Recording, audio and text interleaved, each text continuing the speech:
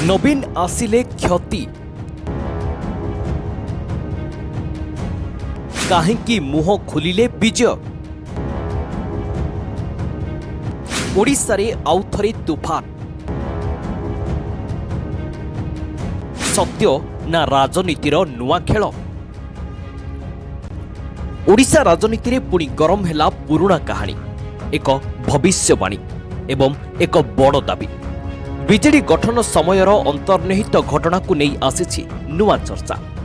वरिष्ठ नेता विजय महापात्रଙ୍କ मुहरु बाहरी सेही समयर गुप्त कथा, जहा एबे राजनीतिक महल को दोहलाई देछि।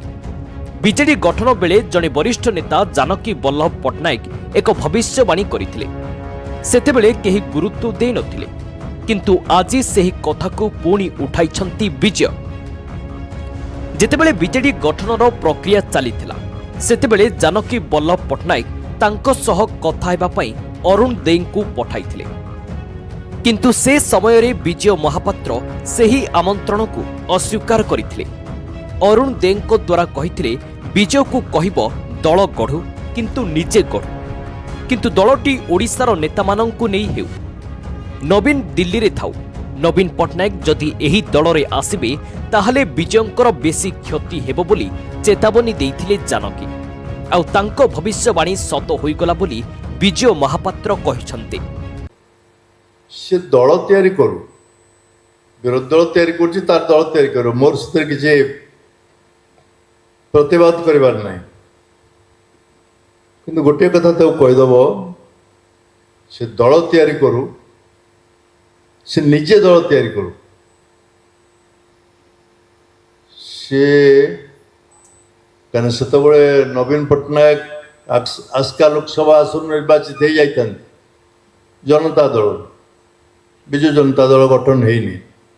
मुझे दिन कथा कहूँ से दल तैयारी करू, किंतु ओडिशा जो नेता मानक अच्छे नहीं तैयारी करू। ये स्पष्ट कथाटी कहले हुए तो मुझे क्या उद्देश्य क्या विरोध करने छल कहूनी। जदि सी आसब से पार्लियामेंट अच्छे आस्कार जीतिकी जाकु छाड़िकी दल तैयारी करू, जब से आसब तो विजयर बहुत क्षति हो। तेबे बीजेडी गठन परे राज्यर राजनीति रे जेपरी परिवर्तन आसिला, नवीन पट्टनायक जेपरी दल को दृढ़ कले एवं दीर्घ समय धरी शासन रे रहिले, सेही परिप्रेक्षी रे विजय महापात्रंको एही बयान को नै नुआ आलोचना आरंभ होईछि। हेले एहारी भितरे प्रश्न उठुछि, विजय महापात्रंको एही खुलासा पछरे कौन रहिछि रहस्य, ना कि आगामी राजनीति पई एक नुआ संकेत। ताहा खूब शीघ्र स्पष्ट होइजिबो बोली आकलन करा जाउछि। Bureau report, Odisha news now.